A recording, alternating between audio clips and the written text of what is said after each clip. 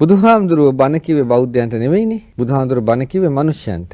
ඒ නිසා මේ බුදුරජාණන් වහන්සේගේ ධර්ම ඕනෑම මිනිසෙකුට සාධාරණයි. ඔය ඇත්තන්ගේ බෞද්ධකම වුණත් පැත්තකින් තියන්න. ඔය බෞද්ධයි කියලා දැන් ගහගෙන ඉන්න ලේබල් එක වුණත් පැත්තකින් තියන්න. පැත්තකින් තියලා බලන්න. මොකද බුදුදහම එක්තරා මාර්ගයක් උගන්වන එකක්. එක්තරා දර්ශනයක් උගන්වන එකක්. ජීවිතයේ මෙලව පරලොව දෙක යහපත් වෙන දර්ශනයක් උගන්වන එකක්. ඒ දර්ශනයේ ඔබ ඉන්නවද කියන එක විතරක් බලන්න ලේබල් එක අයින් කළා. එතකොට ඔබට පුළුවන් හරි බෞද්ධයෙක් වෙන්නට. බෞද්ධයෙක් වෙන්න බෑ ලේබල් ගහගෙන. බුදුරජාණන් වහන්සේ දේශනා කරපු මාර්ගය හරි කියලා පිළි අරගන්නවා නම් යම් විදිහකින් ඒ පිළි අරගෙන ඒ මාර්ගයට පිළිපැද්දා නම් එයාට තමයි බෞද්ධයා කියලා කියන්නේ. නැත්නම් අම්මගෙන් තාත්තගෙන් ලේබල් ගහගත්ත එක්කෙනා නෙමෙයි බෞද්ධයා කියන්නේ. ඒ නිසා අපි හිතමු අන්‍ය ජාතිකයෙක්, අන්‍ය ආගමිකයෙක් බුදුහාඳුරන්ගේ ධර්මයේ පිළිගත්තා නම් පිළි අරගෙන එයා ඒ ප්‍රතිපදාවට පිළිපන්න නම් බුදුහාඳුර කෙරේ විශ්වාසය තිබීම නෙමෙයි. දැන් අපි හිතමු ක්‍රිස්තියානි ලබ්ධිකයට බෞද්ධයෙක් වෙන්නට ඕනේ. ඒ ක්‍රිස්තියානි ලබ්ධිකයාට බෞද්ධයා වෙන්න අවශ්‍ය නම් මම බුදුහාඳුර පිළිගන්නවා කියවට බෞද්ධයෙක් වෙන්නේ